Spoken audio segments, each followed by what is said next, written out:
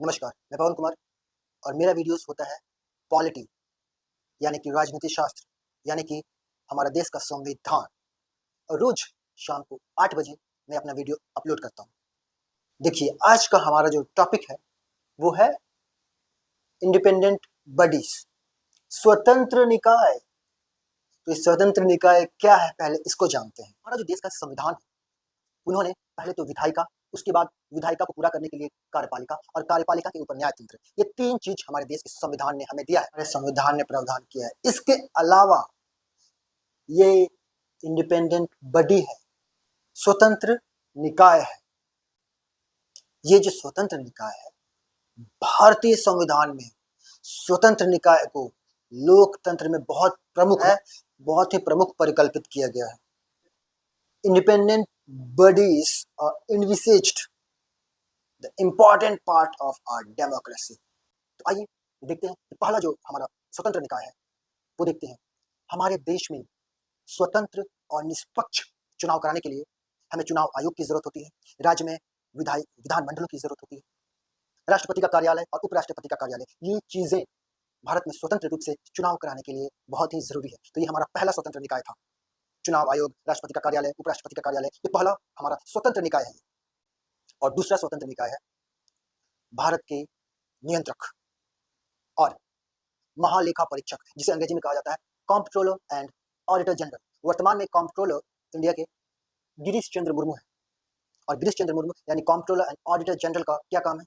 उनका काम है कि केंद्र और राज्य के विधानमंडलों में खाता का परीक्षण करने का दायित्व कॉम्प्ट्रोलर एंड ऑडिटर जनरल को दिया गया है। तो ये हमारा दूसरा स्वतंत्र निकाय था। सभी खातों का परीक्षण केंद्र और राज्य विधानमंडलों का दायित्व सौंपा गया है कॉम्प्ट्रोलर एंड ऑडिटर जनरल को, जो कि वर्तमान में गिरीश चंद्र मुर्मू है, कॉम्प्ट्रोलर एंड ऑडिटर जनरल। और तीसरी जो स्वतंत्र निकाय है यूपीएससी, इसे सभी लोग जानते हैं यूपीएससी।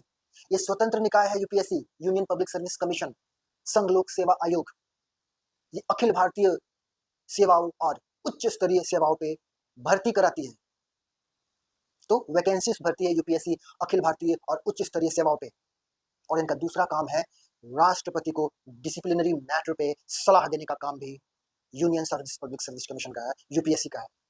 तो 2 काम है यूपीएससी का। पहला काम है कि आप वैकेंसीज लगाइए और दूसरा काम है हमारे देश के राष्ट्रपति को डिसिप्लिनरी मैटर पे आप सलाह दे सकते हैं। और जो हमारा तीसरा स्वतंत्र निकाय है वो राज्य का संघ लोक सेवा आयोग है, राजकीय संघ लोक सेवा आयोग। जैसे बिहार में बीपीएससी है, यूपी में यूपीपीसीएस है, पंजाब में पंजाब सिविल सर्विसेज है। तो इस तरीके से हर राज्य में अलग अलग नाम है, मगर काम एक ही है, राजकीय लोक सेवा आयोग। तो ये इनका क्या काम है? यूपीएससी और पीसीएस, यूपीपीसीएस और तो राज्य लोक सेवा आयोग का क्या काम है? वही काम है जो यूपीएससी का है, राज्य के स्तर पे उच्च स्तरीय सेवाओं पे वैकेंसी लगाना और अपने जो राज्यपाल हैं उनको डिसिप्लिनरी मैटर पे सलाह देना, डिसिप्लिनरी मैटर पे सलाह देना।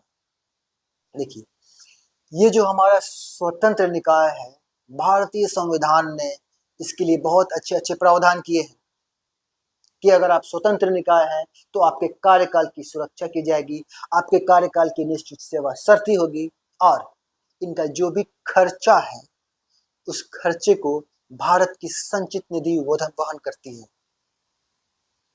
भारत की संचित निधि यानी कंसोलिडेटेड फंड। तो ये था हमारा आज का टॉपिक, इंडिपेंडेंट बॉडी, स्वतंत्र निकाय।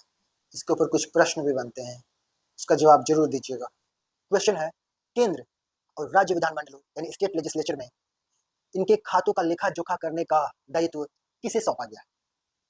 इसका जवाब कमेंट में जरूर दीजिएगा। धन्यवाद। तो मिलते हैं अगले वीडियो में, तब तक के लिए नमस्कार।